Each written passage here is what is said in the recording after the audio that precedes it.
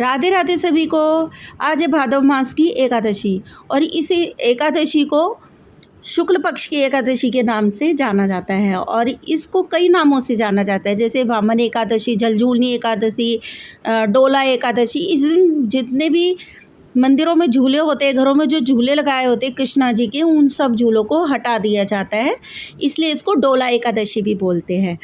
तो हम इधर कहानी शुरू करते हैं। इस एकादशी को चावल भी नहीं खाते। वैसे चावल तो किसी भी एकादशी को नहीं खाना चाहिए और व्रत का और पूजा का सीधा सा नियम है। इस दिन फलाहार किया जाता है, जैसे कुट्टू वगैरह भी ले सकते हैं, लेकिन हम इस दिन अन्न नहीं खाते, चावल तो बिल्कुल भी नहीं खाते। बाकी पूरी फैमिली को भी हम अन्न दे सकते हैं, लेकिन उनको भी हम चावल नहीं देंगे। जो लोग नियम से व्रत करते हैं उनको अगले दिन 1 बजे के बाद, मतलब दोपहर में 1 बजे के बाद ही उनका व्रत पूरा होगा। जो लोग नहीं कर सकते हैं वो सुबह 4 बजे उनका व्रत पूरा हो जाएगा।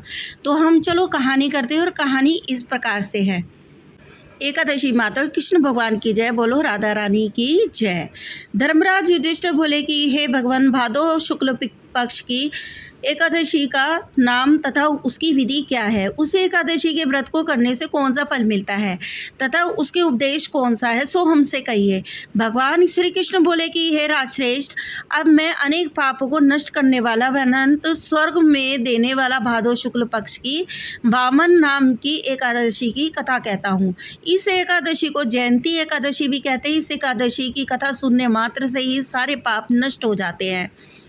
इस एकादशी के व्रत का फल वाजपेयी यज्ञ के फल से भी अधिक होता है। इस जयंती एकादशी की कथा के नीच और पाप का उद्धार भी हो जाता है। यदि कोई धर्मपरायण मनुष्य इस एकादशी के दिन पूजा करता है तो मैं उसको पूरे संसार का फल दे देता हूँ। जो मनुष्य मेरी पूजा करता है उसे मेरे लोक की प्राप्ति होती है, इसमें किंचित भी मात्र संदेह नहीं है। जो मनुष्य इस एकादशी के दिन भी वामन भगवान की पूजा करता है वह तीनों देवता ब्रह्मा विष्णु महेश की भी पूजा करता है। जो मनुष्य इस एकादशी का व्रत करते हैं उन्हें इस संसार में कुछ भी करना शेष नहीं रह जाता। एकादशी के दिन श्री विष्णु भगवान करवट बदलते हैं, इसलिए इसे प्रवर्तिनी एकादशी भी कहा जाता है। इस पर श्री युधिष्ठिर बोले कि हे भगवान, आपके वचनों को सुनकर मुझे महान संदेह हो रहा है कि आप किस प्रकार सोते तथा करवट बदलते हैं।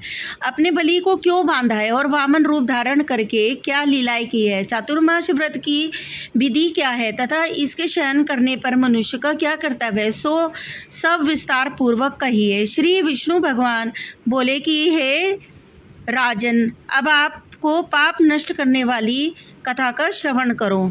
त्रेता युग में एक बलि नाम का दानव था। वह अत्यंत भक्त, दानी, सत्यवान तथा ब्राह्मणों की सेवा किया करता। वह अपनी भक्ति के प्रभाव से स्वर्ग से इंद्र के स्थान पर राज्य करने लगा। इंद्र तथा अन्य देवता इस बात को सहन न कर सके और भगवान से प्रार्थना करने लगे।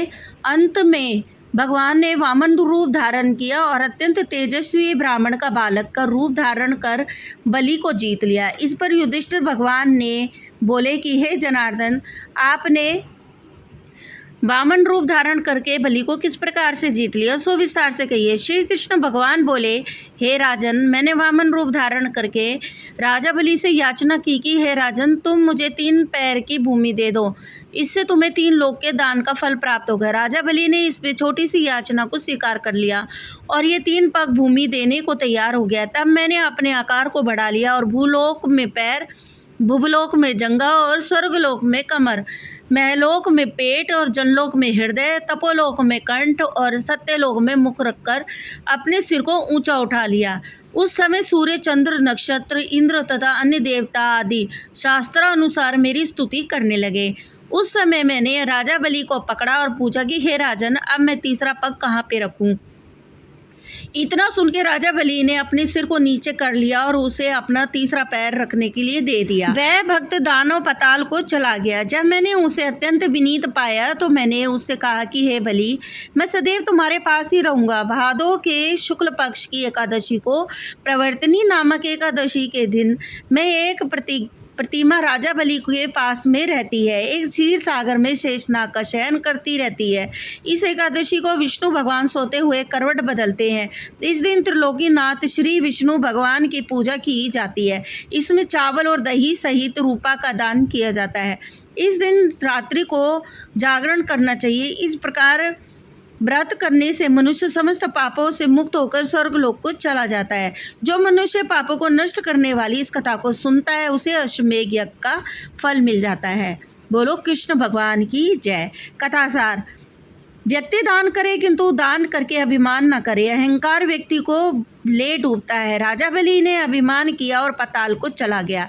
इससे भी यह ज्ञात होता है कि यदि हर कार्य की पूरी ही होती है। चलिए गणेश जी की कहानी कर लेते हैं। तो एक बार एक छोटी छोटी छाछ बिलोरी होती है। बोले कि गणेश जी मुझे पिला दे, कि पिलाने से क्या होगा, जो तू मांगेगी मिलेगा। वो छट से छाछ पिला देती है और बोलते हैं मांग। छोटी चिटकी आंगली में भाई मांगो तो मैं भतीजा राय से बुझाई, कुंडले भर के सोना हरी जरी का लहंगा, महल चढ़ी अपने भाई भतीजे को सोने के कटोरे में दूध पीती हुई देखूं। झट से पट हो जाता है। बोल गणेश जी अंतर ध्यान हो जाते हैं। और फिर मिलते हैं न्यू व्लॉग में। तब तक के लिए Radhe Radhe. Like, subscribe and share. Bye.